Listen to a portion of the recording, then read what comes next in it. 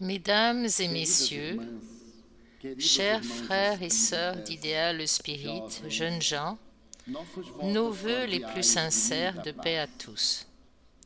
Dans la vie de chacun vient un moment où une décision s'impose. Souvent, nous planifions notre destin et pourtant, quelque chose semble conspirer contre nous. Nous imaginons un projet ambitieux et soudain, un événement inattendu vient interrompre nos plus belles aspirations. Soudain, l'épée de Damoclès semble planer au-dessus de nous, prête à frapper. Et puis, naturellement, le paysage se transforme, nous offrant des joies insoupçonnées. Cela arrive à tous les êtres. Et c'est précisément ce qui est arrivé à un homme extraordinaire qui a représenté la reine Élisabeth II au sein de la Confédération des États d'Amérique du Nord. Il s'appelait James Spike.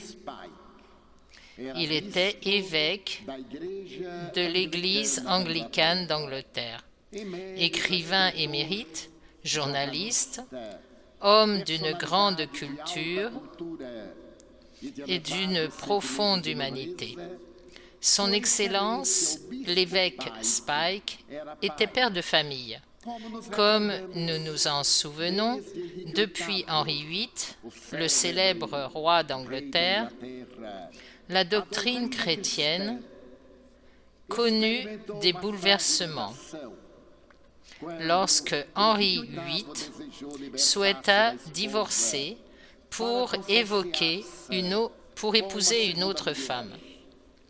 Le Vatican lui refusa le droit au divorce et la rupture suivit.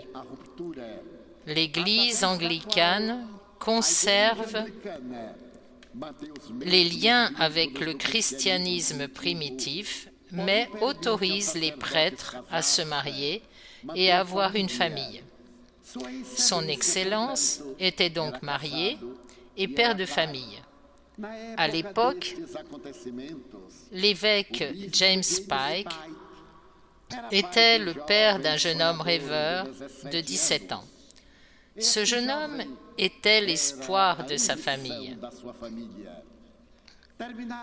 Un jour, après avoir célébré la messe, son Excellence descendait de la chaire quand il reçut un télégramme dans l'immense cathédrale où il officiait à San Francisco, en Californie. Le télégramme, toujours empreint de ce langage impersonnel et souvent porteur de coups durs, est empreint d'une froideur et d'une tragédie profonde. Il ouvrit le télégramme et lut « Venez immédiatement à New York. Votre fils s'est suicidé. » Ce fut un choc. Après tout, son fils n'avait que 17 ans. Il faut forcément une raison pour se suicider, surtout pour un jeune de 17 ans, plein de rêves. Le coup fut terrible. Et il entra dans ce que Dante Alighieri, dans la Divine Comédie, appelle la forêt sauvage de la souffrance. Son Excellence s'appuya contre la grande colonne de l'église triomphale et se mit à se demander « Pourquoi mon fils s'est-il suicidé? Il n'avait aucune raison à cet acte extrême. Ma vie et celle de sa mère lui étaient entièrement consacrées. Au-delà de nos devoirs religieux, il n'a jamais manqué d'aide, d'aucune sorte, morale, éducative, spirituelle. Nous lui avons offert les meilleures relations sociales. Pourquoi mon fils s'est-il tué?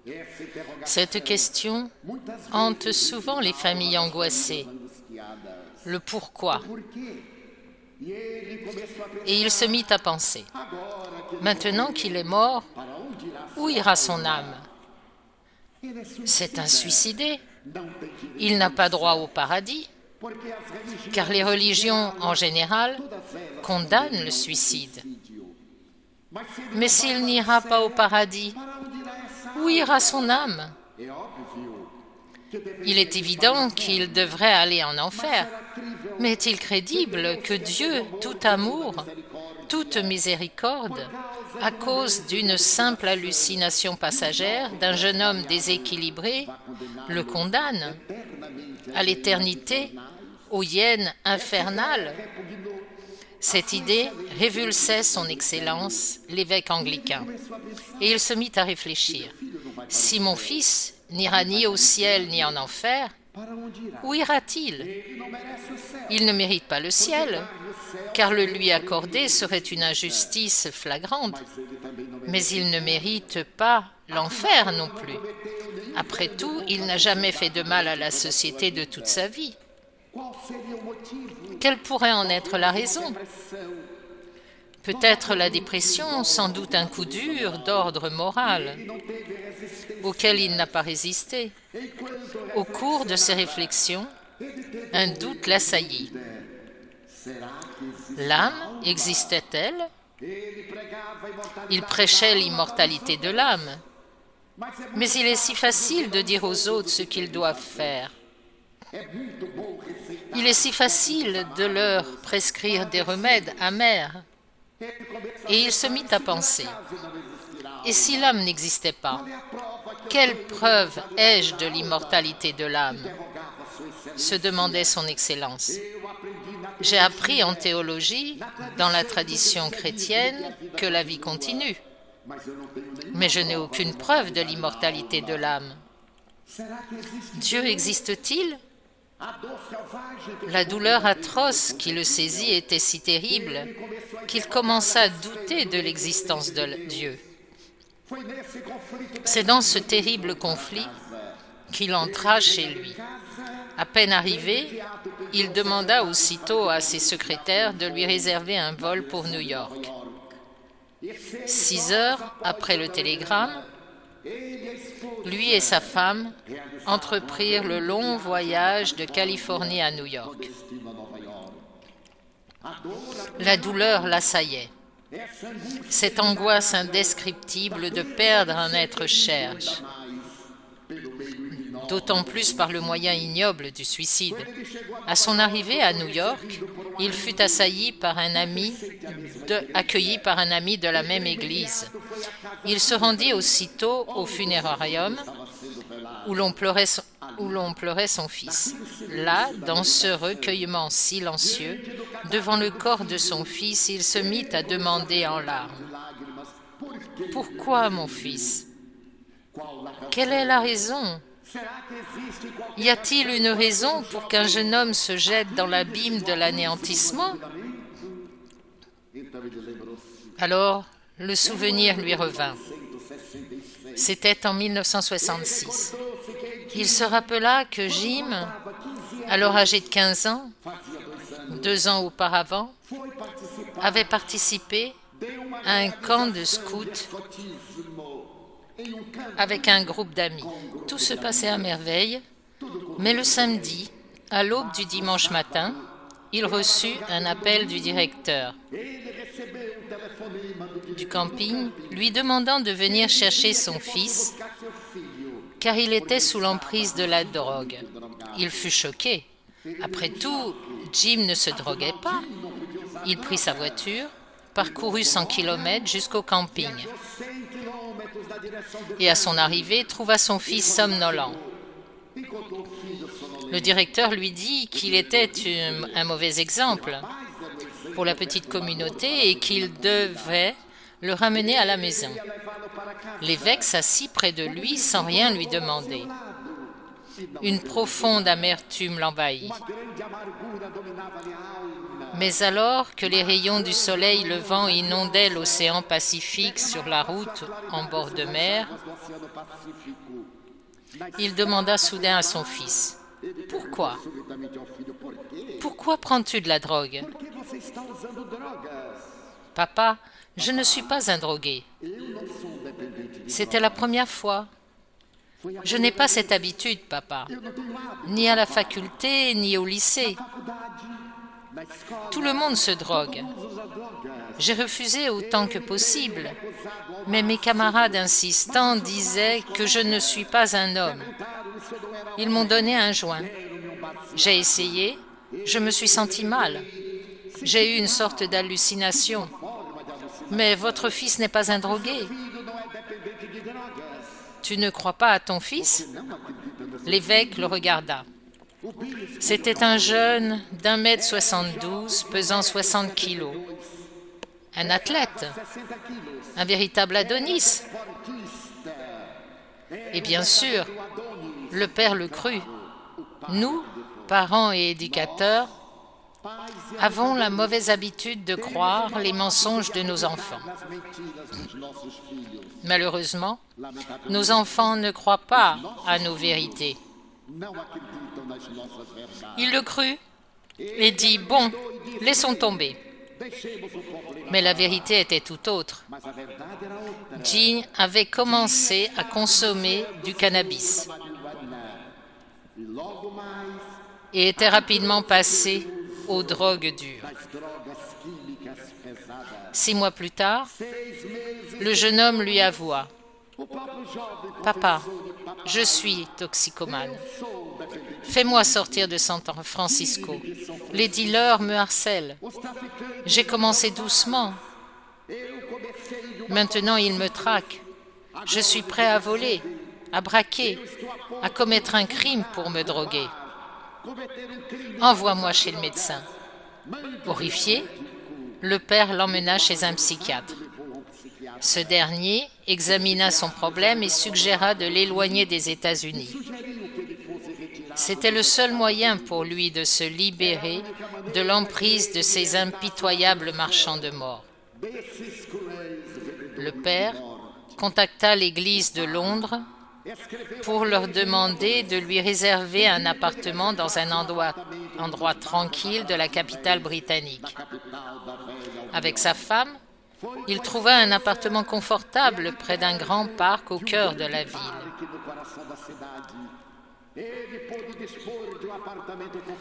Où lui et son fils séjournèrent pendant 6 mois. Jim bénéficia d'un suivi psychiatrique et d'un soutien psychologique. Puis, à l'issue de cette période, il sortit de l'hôpital.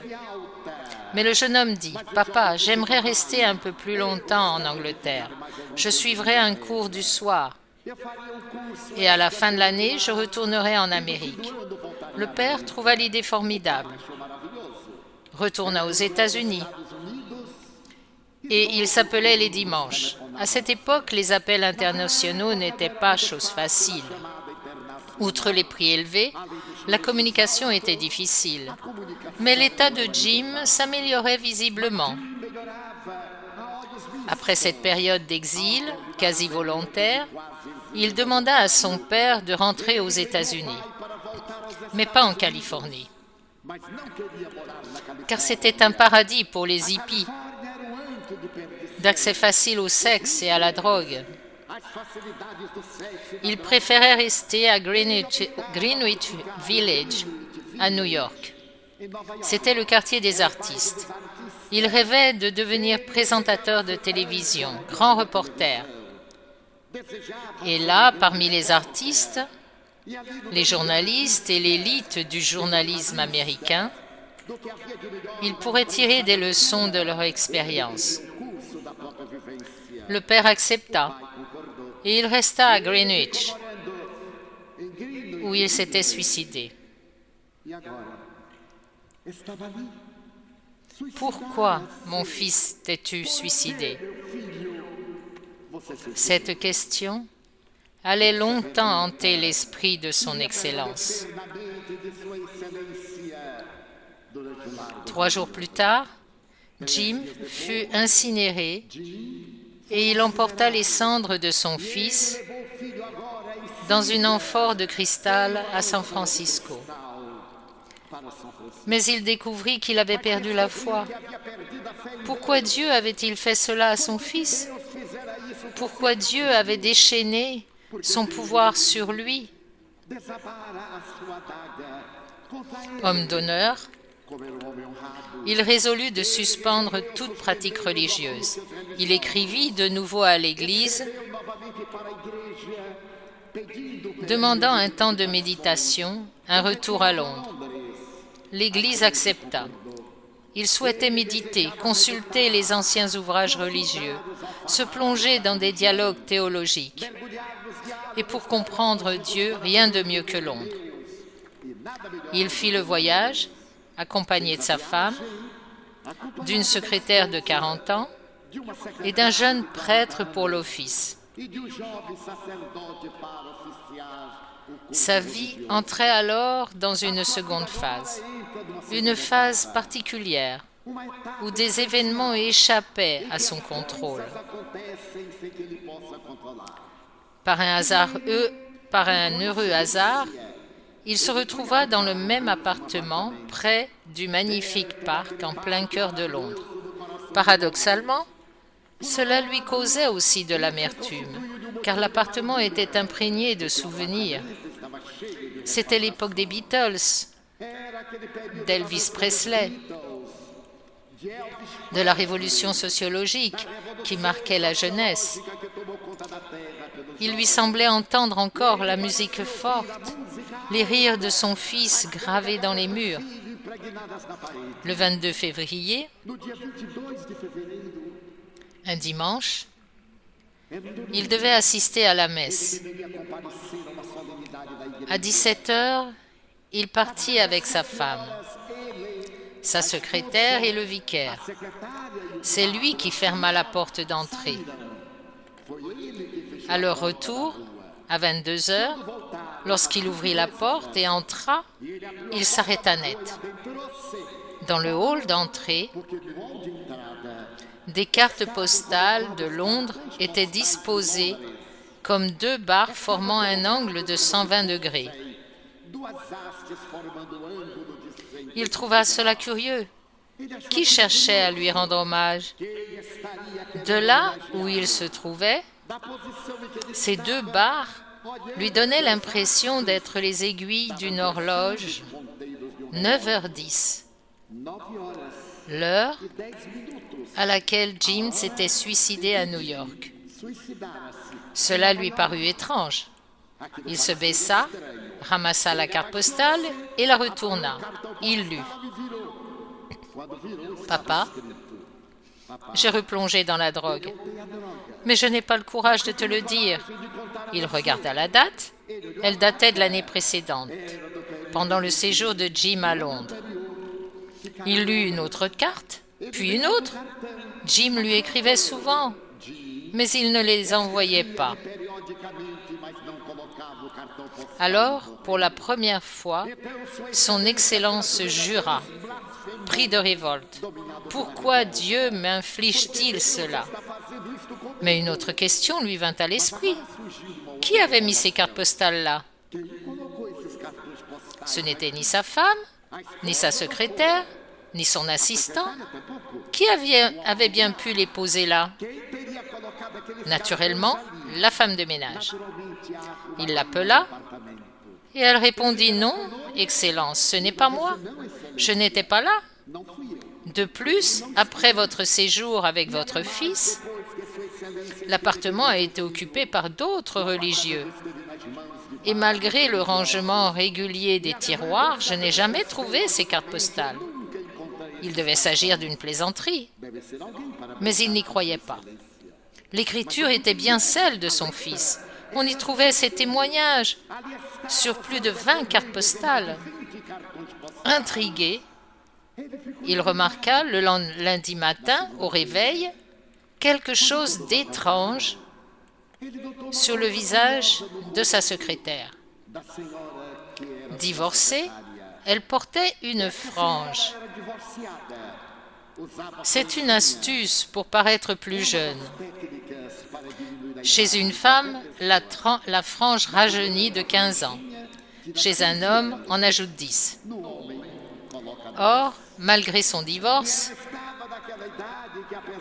elle aspirait naturellement à une nouvelle relation et adorait sa frange.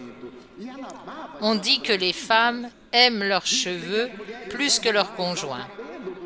La femme se coiffe et quand le mari vient la caresser, elle lui dit « Ne touche pas à ma coiffure », car le contour du visage d'une femme est primordial. Et cette dame adorait ses cheveux. À son arrivée, l'évêque remarqua, en la regardant, qu'un tiers de sa frange était brûlé. Il lui demanda « Madame, que s'est-il passé ?» Un cauchemar ? Pourquoi vous êtes-vous coupé les cheveux ? Elle passa la main dessus, courut vers le miroir et fut horrifiée. Ce devait être un cauchemar. Jamais je ne me couperai la frange. Surtout pas avec une flamme. Tout le monde était perplexe. Elle n'était pas brûlée, mais sa frange si. Le lendemain matin, à son réveil, la dame constata que le deuxième tiers de sa frange était brûlé, ce qui l'intrigua encore davantage. Le mercredi, à son réveil, sa frange avait disparu. Ravagée par les flammes, son Excellence lui dit « Madame, il est probable qu'un jour vous incendiez l'appartement. Mais quelle tragédie! Que se passe-t-il donc ?» Le vendredi, au cours de leur conversation, son Excellence l'évêque se mit à tirer des propos incohérents. Il délirait, prononçait des mots inhabituels pour lui. Puis il se reprit. On disait « Votre Excellence tenait des propos vulgaires ». Et il disait absolument pas. On le croyait fou et lui pensait que c'était les autres qui l'étaient. C'est dans ce contexte qu'il décida de consulter un parapsychologue, un ami. Il téléphona à son ami et lui dit « Il m'arrive des choses étranges. Outre les cartes postales, il y a aussi la frange de Madame Bergrude. Et maintenant, cette hallucination. Pourriez-vous me dire si c'est le diable qui me trouble ? Nous autres, humains, sommes curieux. Chaque fois qu'il nous arrive quelque chose d'inhabituel, c'est toujours le diable, jamais Dieu. Bien sûr, nous avons plus d'affinité avec l'autre. Aussi, nous préférons croire que c'est Satan. D'ailleurs, Satan est plus à la mode que Dieu. Quand on allume la télévision ou la radio, Satan apparaît toujours comme le roi de l'univers. Serait-ce le diable, dit-il à son ami? Non, Votre Excellence. Vous devriez savoir que le diable est un personnage mythologique. Ce doit être un esprit qui souhaite communiquer avec Votre Excellence. Mais un esprit? Bien sûr. Votre Excellence, qui est évêque, n'ignore pas que la vie continue. Par conséquent, ils viennent nous démontrer l'immortalité de l'âme. Mais que faire? Consulter un médium. Moi, évêque de l'Église anglicane d'Angleterre, consulter un médium? Oh, vous pouvez en consulter un. Les médiums ont l'habitude de recevoir toutes sortes de personnes. Mais que vais-je faire avec le médium? Entrer en contact, vous renseigner, découvrir qui est l'esprit qui souhaite vous parler. Mais je n'ai aucune expérience en la matière. Très bien, dit son collègue. Il y a à Londres actuellement la plus grande médium anglophone, Madame Enna Twigg. Son agenda est très chargé. Vous pouvez y aller en mon nom. Je vous donnerai son numéro de téléphone et demandez-lui de fixer un rendez-vous.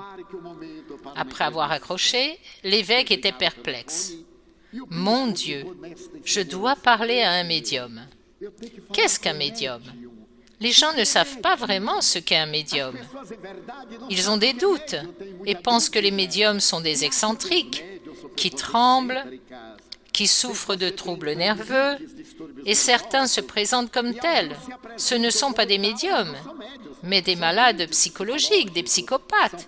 La médiumnité n'a rien à voir avec les mains froides et les tremblements.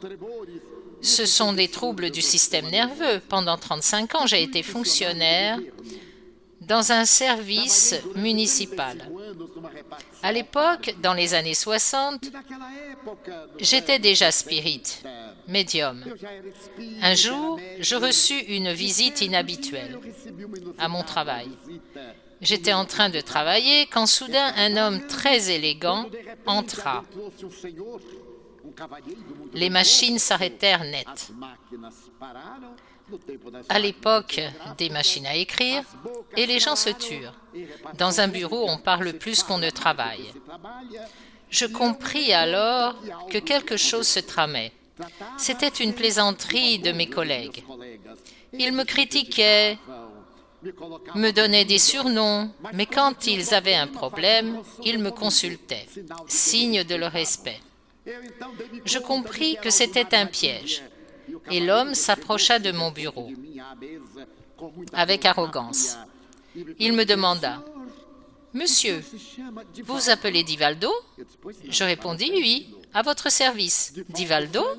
Je dis, « Oui, monsieur. » Il recula d'un pas pour m'impressionner et répéta, « Mais êtes-vous vraiment Divaldo Pereira Franco ?»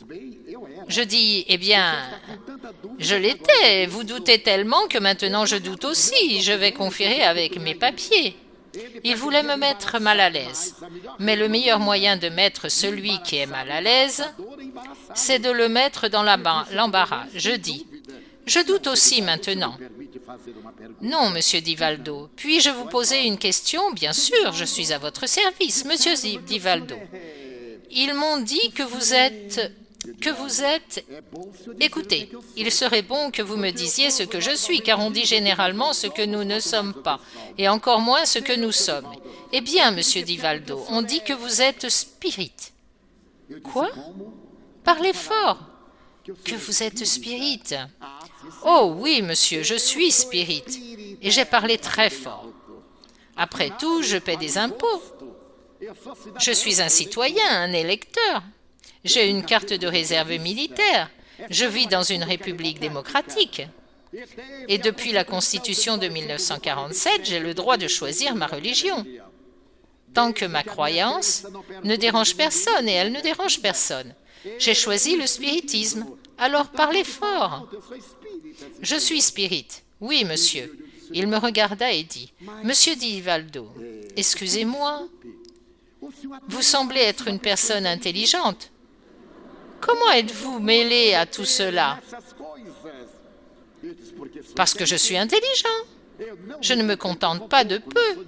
Je ne suis pas un génie. Mais j'ai voulu chercher à comprendre le sens des choses de la vie.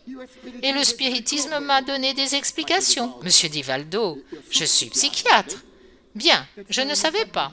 Oui, je suis psychiatre. On m'a aussi dit que vous êtes médium. Êtes-vous médium? Je dis oui, monsieur. Mais monsieur Divaldo, voyez-vous les esprits?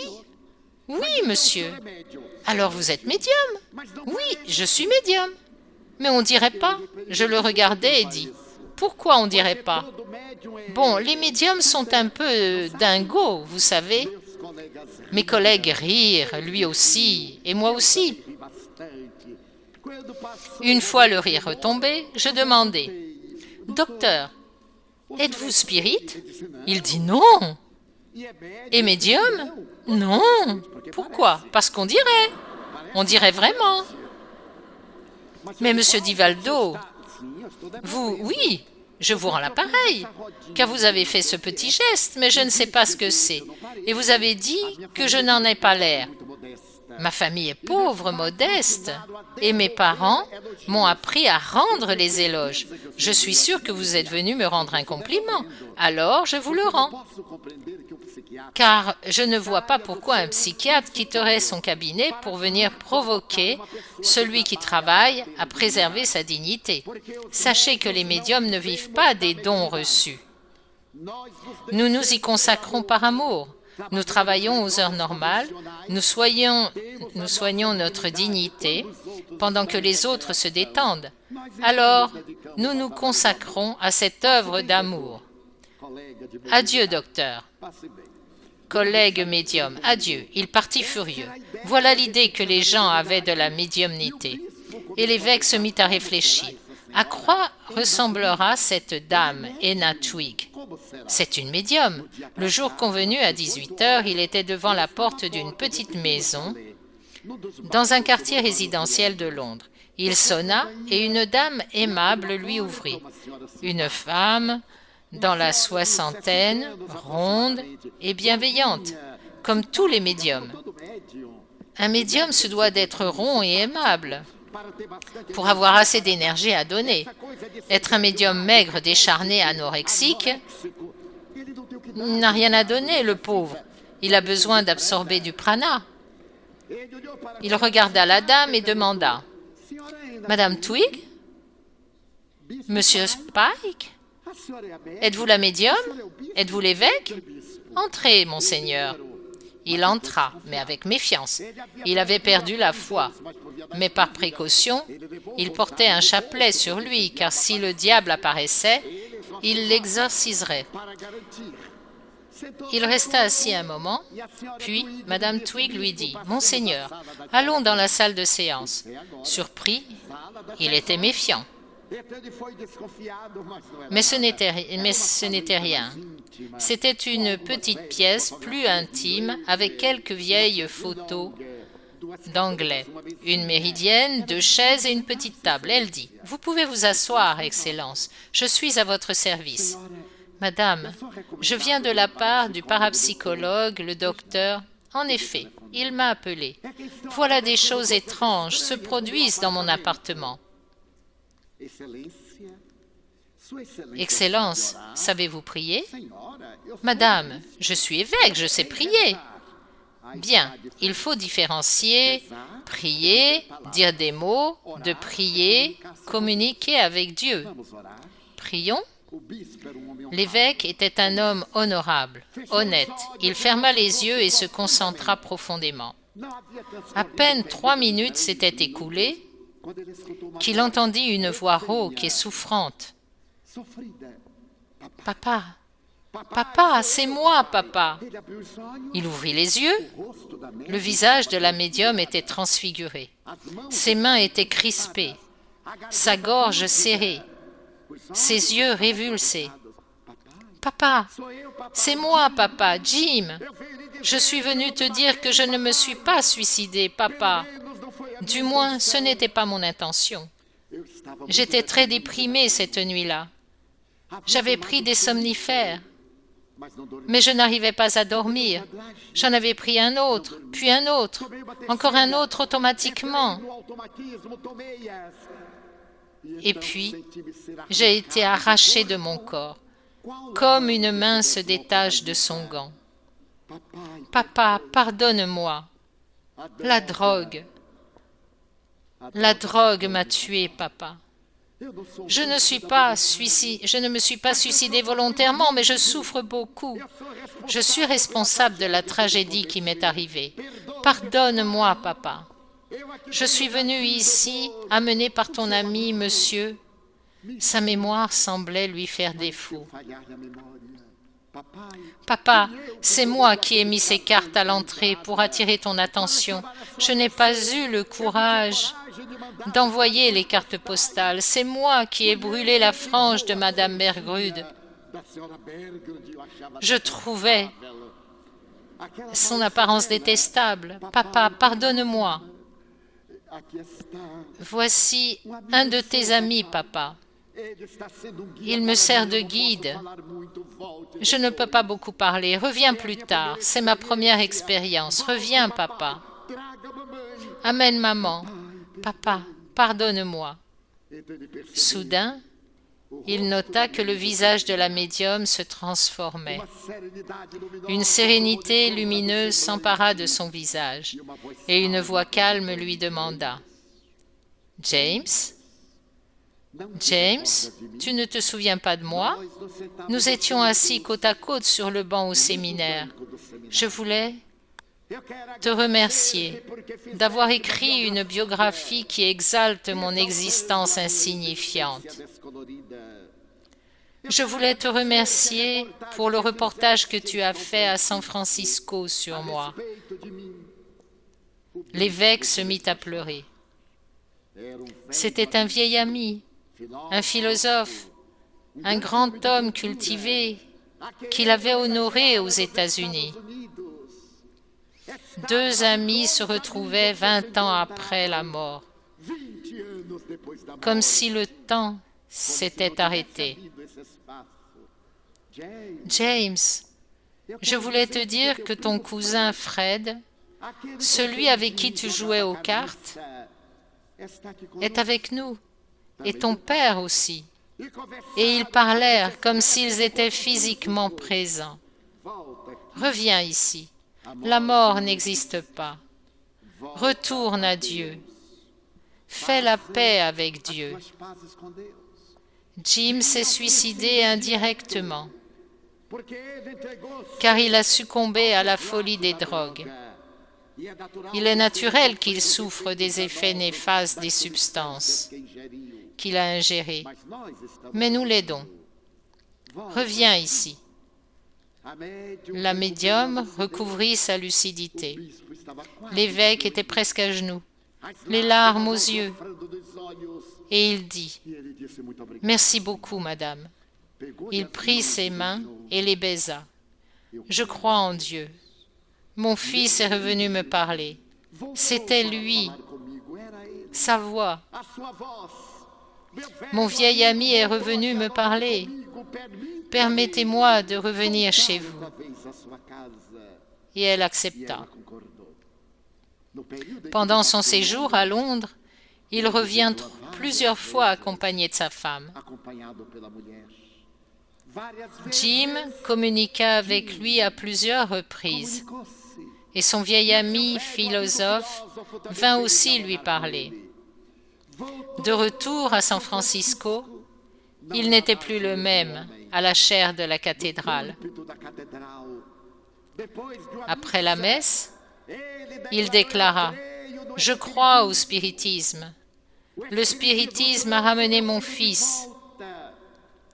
La mort a été vaincue par le souffle de la vie éternelle. Je tiens à déclarer que je crois désormais à la communicabilité avec les esprits.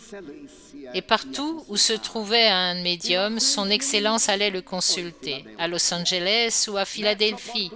L'année suivante, il participa à une émission de télévision à Ottawa, au Canada, avec le grand médium Arthur Ford. Ce dernier était devenu célèbre en Amérique, car avant sa mort, Houdini avait laissé dans le coffre d'une banque de Los Angeles la clé avec laquelle il faisait des tours de prestidigitation avec sa femme sur scène. Il lui avait dit « Si la vie continue, je reviendrai révéler le secret qui nous permit de deviner des manifestations télépathiques apparentes. » Et M. Arthur Ford entra en contact avec la veuve de Houdini et devant les caméras et les journalistes déchiffra le code conservé dans le coffre d'une banque de Los Angeles. Lorsqu'ils ouvrirent l'enveloppe, ils découvrirent les mêmes mots que Houdini avait prononcés de l'au-delà. Mais à cette occasion, lors de cette émission télévisée, M. Ford entra en transe et Jim parla à son père devant la télévision. C'était une interview nationale. Une fois l'échange terminé et M. Ford revenu à la normale, il dit à l'évêque « Votre Excellence, Est-ce votre fils qui a parlé? Sans aucun doute. Mon fils m'a révélé des choses que j'ignorais, non seulement sur le passé,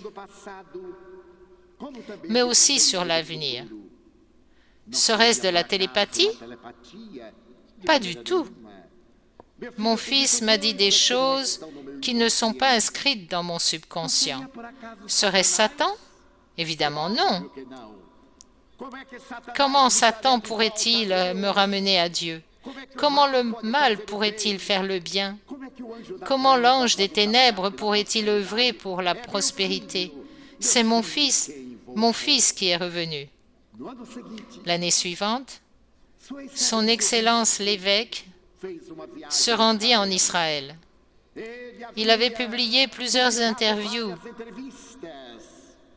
et l'un de ses collègues déclara à la presse qu'il s'agissait d'hallucinations, que la mort de son fils l'avait plongé dans un état délirant. Alors, l'évêque James Spike, par principe de cohérence, publia un livre, L'autre côté, dans lequel il relate sa vie et les points que nous résumons ici. Mais il reçut alors une invitation spéciale d'Israël pour visiter le pays et s'y rendit pour effectuer des recherches sur l'histoire de Jésus. Pendant 5 jours, il fut l'invité officiel du gouvernement israélien. Le 6e jour, il prit un véhicule pour une excursion dans le désert de Negev et ne revint pas. Il disparut complètement. Les troupes israéliennes, les sapeurs-pompiers, fouillèrent le désert en vain. Alors son épouse alla trouver de l'aide auprès d'un médium. Il déclara: « Mon corps est tombé dans une crevasse. J'ai eu une fracture et mon corps est mort. Mais je suis vivant. Avec Jim, désormais je suis heureux. Je n'ai plus peur de la mort. » Ils partirent enquêter. Ils trouvèrent le véhicule et le corps en décomposition de l'évêque James Spike. Sa vie est une apothéose qui met en lumière 2 phénomènes remarquables: l'immortalité de l'âme par la communicabilité de l'esprit et le drame du suicide. Le suicide est sans aucun doute considéré comme un terrible crime qu'un être s'autorise à commettre en défiant la justice divine. Il peut être direct ou indirect. Le tabagisme, l'alcoolisme, la toxicomanie sont autant de formes qui tuent l'organisme, soit directement, soit par l'acte de folie où la personne se jette dans l'abîme en quête d'anéantissement. La destruction. Pourtant, l'homme ne meurt pas. Personne ne meurt. La vie continue. Le corps est un habit transitoire dont l'esprit se sert pour son séjour évolutif. En tant qu'essence divine, car créé par Dieu, l'esprit porte Dieu en lui et a besoin de développer cette psyché cosmique à travers les épreuves des réincarnations. De même qu'une graine a besoin de terre pour faire germer la vie qui sommeille en elle. L'esprit a besoin du corps pour évoluer. La réincarnation doit nous offrir la possibilité d'un développement intellectuel et moral. Les 2 ailes qui nous mènent à la sagesse, à la perfection. Et c'est précisément pour cela que l'individu ne peut interrompre sa progression. Or, nous sommes aujourd'hui confrontés à une véritable épidémie de troubles du comportement. La vie humaine, qui a atteint les sommets des réalisations scientifiques et technologiques de pointe, présente le revers de la médaille dans les grands conflits existentiels. Nous vivons une époque de vide, de solitude, de peur et d'angoisse.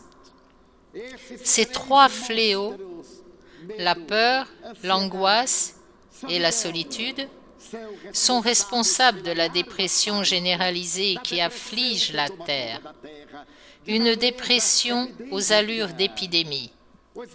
Les spécialistes du comportement estiment qu'il y a actuellement 200 millions de dépressifs sur Terre, diagnostiqués. Les statistiques sont encore plus alarmantes.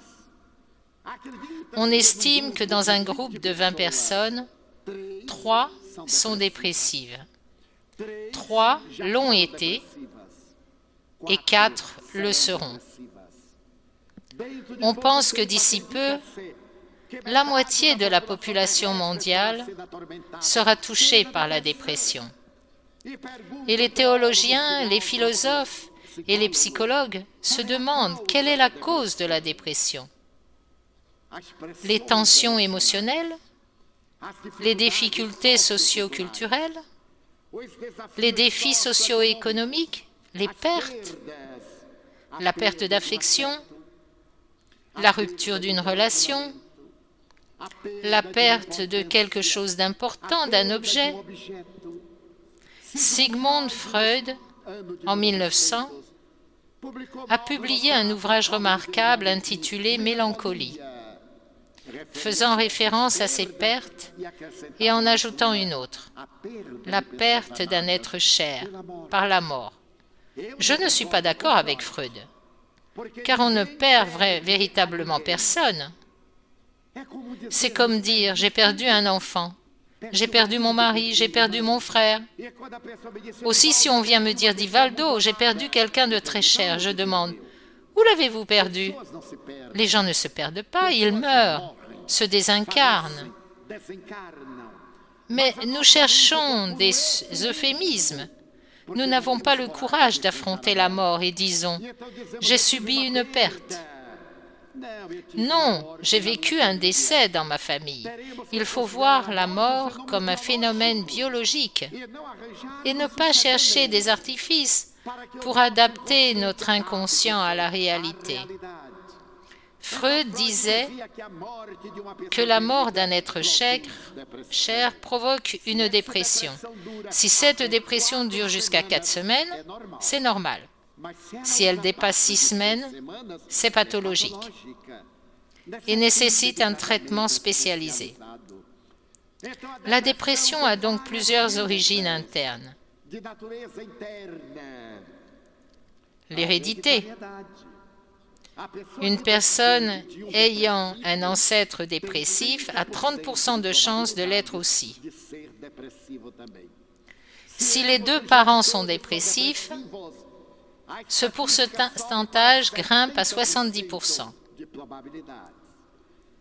Les maladies infectieuses et leurs séquelles sont des facteurs déclenchants.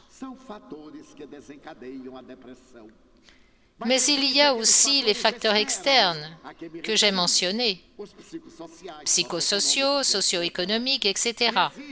Et il existe un 3e facteur d'ordre spirituel, les obsessions. Des esprits malheureux que nous avons offensés dans cette vie ou des vies antérieures interfèrent dans la nôtre, nous insufflant des pensées pessimistes ou dépressives, un vide existentiel, nous poussant souvent au suicide. La dépression est un état morbide des relations affectives.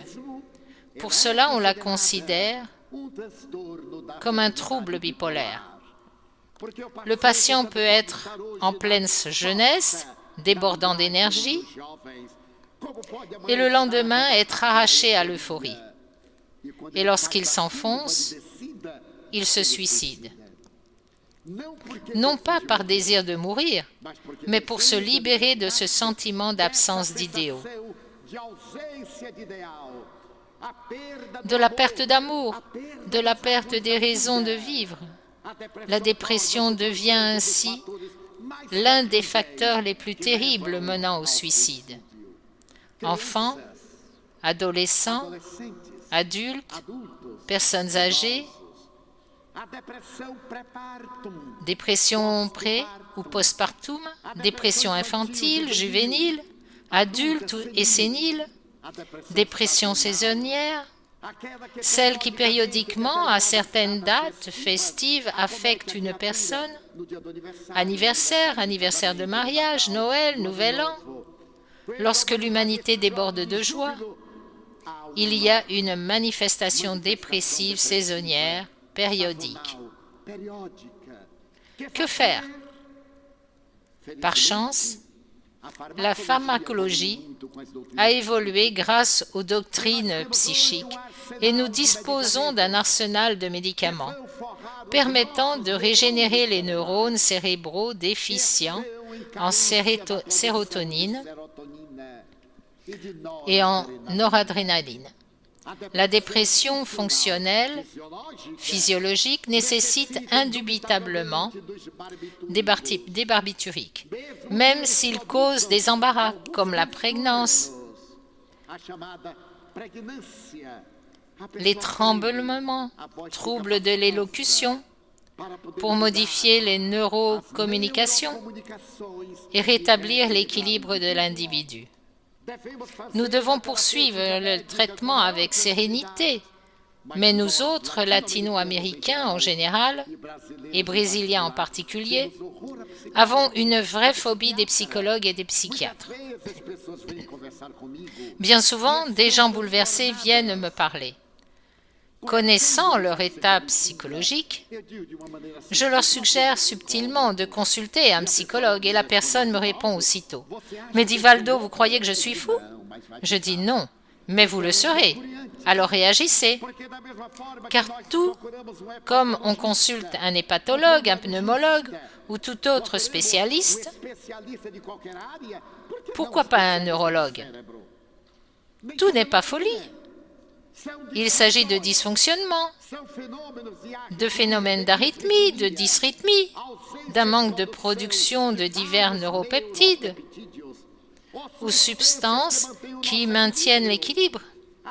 La science vient de découvrir que l'une de ces substances produites par le cerveau, la dopamine, est la substance du bonheur. Ceux qui produisent beaucoup de dopamine cérébrale sont joyeux, joviaux et en bonne santé. Ceux qui en produisent peu ont la maladie de Parkinson. Une thérapie est nécessaire, mais si la dépression a une autre nature, consultez un psychologue, un conseiller. Si elle implique des problèmes d'ordre sexuel, consultez un psychanalyste. Il y a aussi notre passé, la culpabilité. Nous portons tous un terrible héritage de culpabilité. Examinons ce problème. Une personne subit une intervention chirurgicale et décède.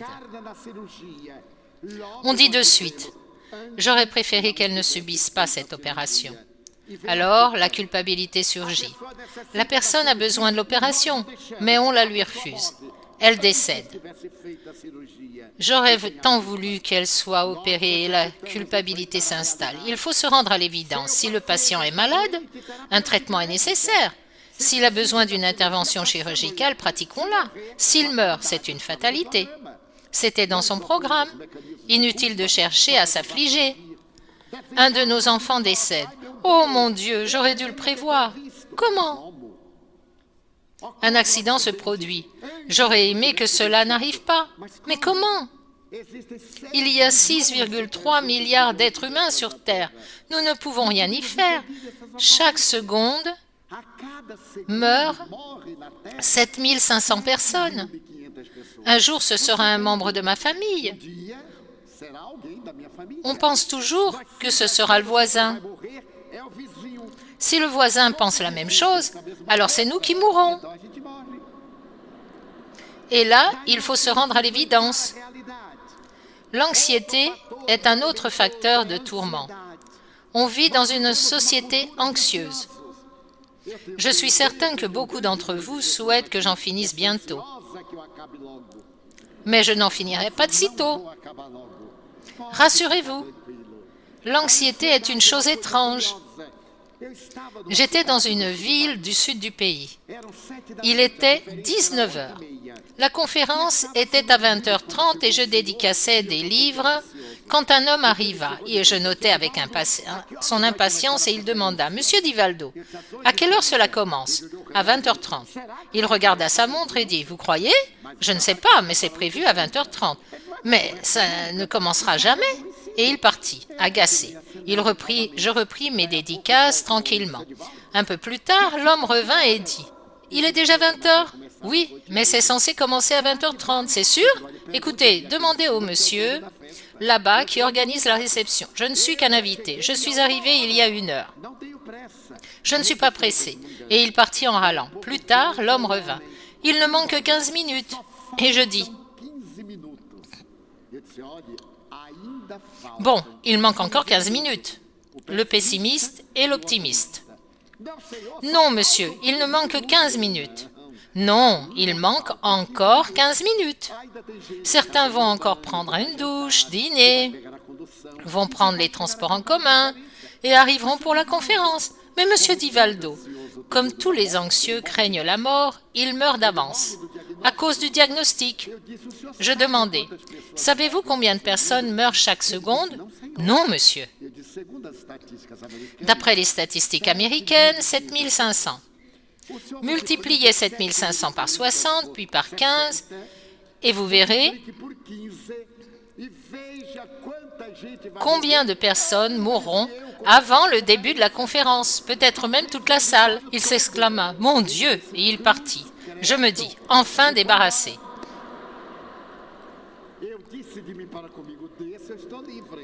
À 20h30, on m'appela. Je me suis assis à table et quand je levai la tête, il était en face de moi. Oh mon Dieu! Je commençai la conférence. Alors que je m'enthousiasmais, il me dévisagea, soutint mon regard, releva sa manche et regarda sa montre comme pour dire « Je vous contrôle ?» Je regardai, 5 minutes s'étaient écoulées. J'ai alors eu pitié de lui.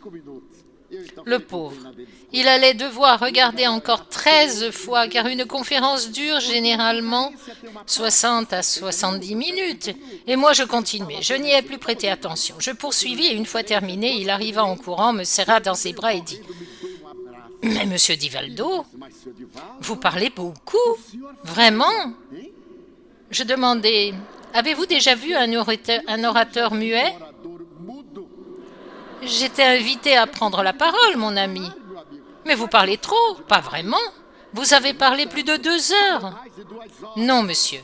J'ai parlé 1 heure et 10 minutes, car j'avais ma montre. Une montre internationale, achetée au Paraguay et fabriquée à Foz d'Iguaçu. Mais c'est une montre internationale. Donc, j'ai parlé 1 heure et 10 minutes. Voyez, nous avons commencé à 20h30 et il est 21h40. Oui, monsieur Di Valdo, mais on aurait dit que vous avez parlé 2 heures. Je souris et demandai, savez-vous pourquoi? Non, monsieur, parce que vous n'écoutiez pas? Vous étiez impatient que j'en finisse? Non, j'ai écouté. Je lui portai le coup de grâce. Et quelle partie de la conférence avez-vous préférée? Tout, au revoir. Et il partit. Par conséquent, nous vivons tourmentés par une anxiété qui nous mène à la dépression. Avoir une anxiété naturelle, des attentes, attendre un petit ami, une petite amie, une augmentation de salaire qui ne vient jamais, mieux vaut attendre. C'est normal. Mais quand on a les mains froides, qu'on transpire et qu'on a des palpitations, c'est pathologique, on risque de sombrer dans la dépression. C'est donc un ennemi redoutable. Que faire?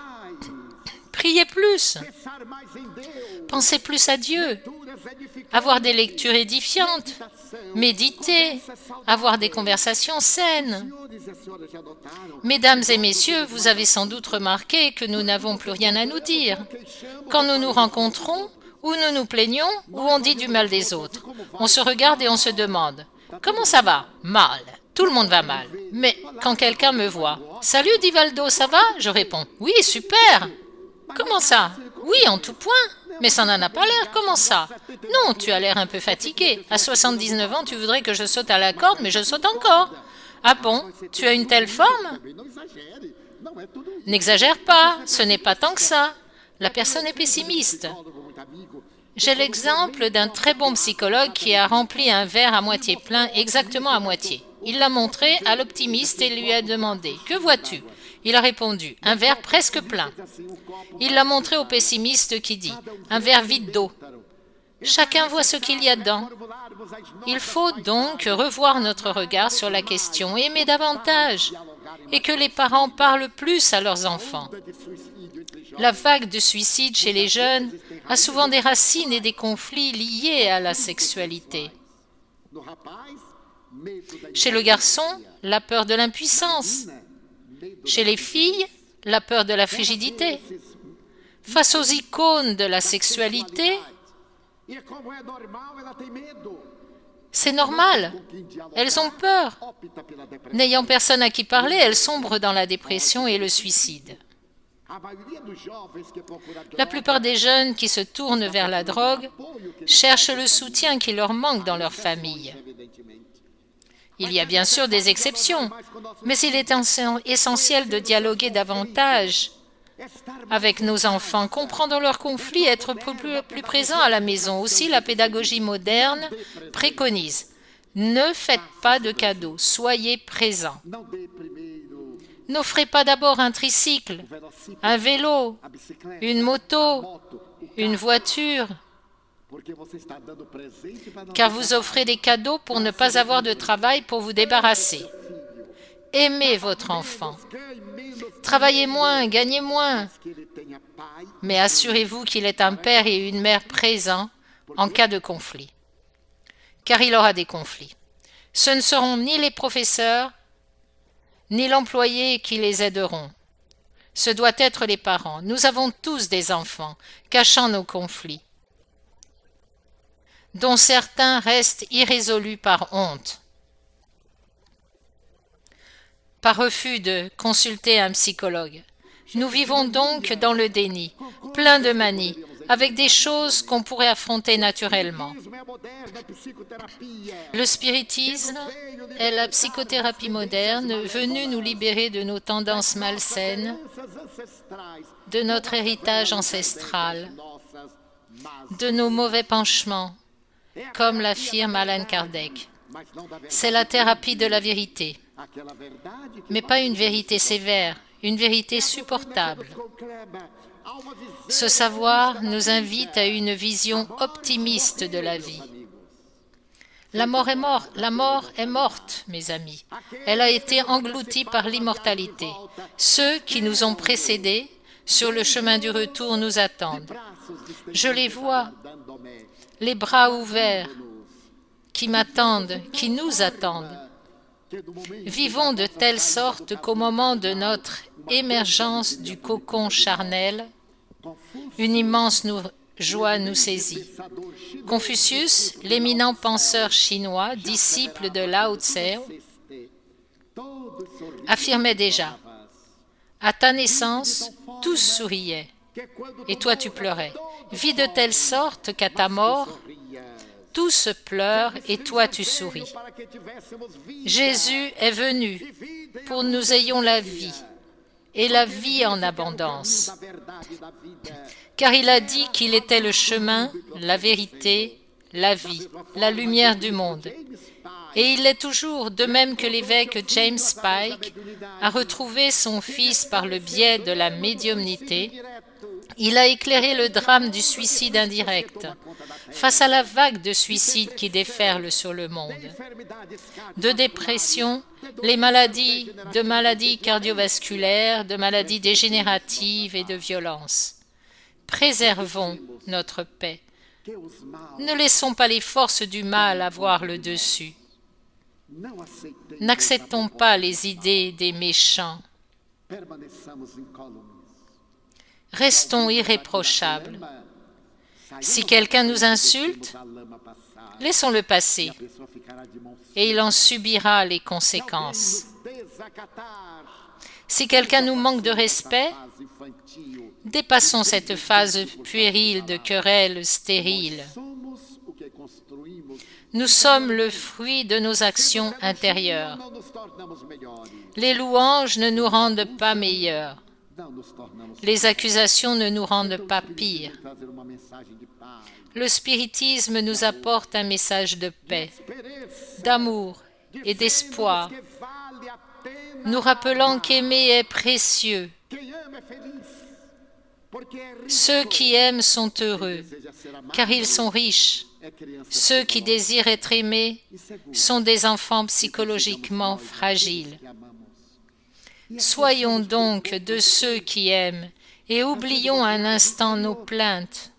Faisons un voyage intérieur pour que Jésus prenne soin de nos vies et que nous puissions reconstruire nos foyers, profitant de la grâce de cette réincarnation pour savourer la vie, bien sûr. C'est normal, avoir de l'argent si possible, ou du confort, mais que cela ne soit pas notre seule préoccupation, que ce soit un moyen, non une fin.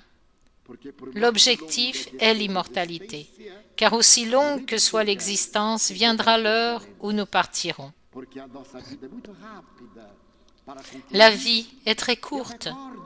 Pour conclure, je me souviens quand j'étais petit, à 10 ans, je regardais un homme de 20 ans et je le trouvais vieux. Je disais, mon Dieu, il a 20 ans. Soudain, j'ai eu 20 ans. Je regardais un homme de 40 et je pensais, comme il est vieux, je vais mourir jeune. Avant même de le réaliser, j'avais 40 ans. Je me dis, vois cet homme de 50 ans, un demi-siècle. Un demi-siècle, c'est long. Avant même de le percevoir, j'avais 50 ans. Puis j'ai regardé un homme de 70 ans et je me dis, pauvre homme, pauvre type, il traîne les pieds. Regarde-moi ce vieillard. Et j'ai eu 70 ans. Alors maintenant, je regarde un homme de 90 ans et je me dis, salut, jeune homme, j'y arriverai. Tant d'années passées. Alors vivons chaque instant intensément. Puisqu'on est là, vivons cet instant sans se soucier du lendemain.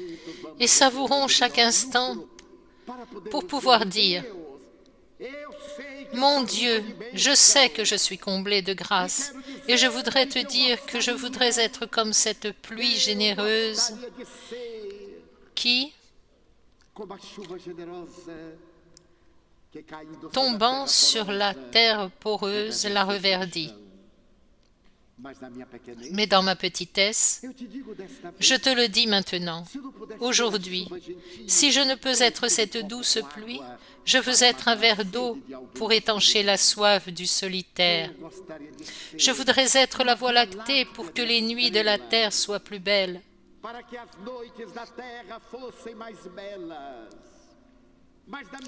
Mais puisque cela m'est impossible, je veux t'implorer d'être une luciole dans la nuit noire, illuminant l'amertume de ceux qui marchent dans les ténèbres.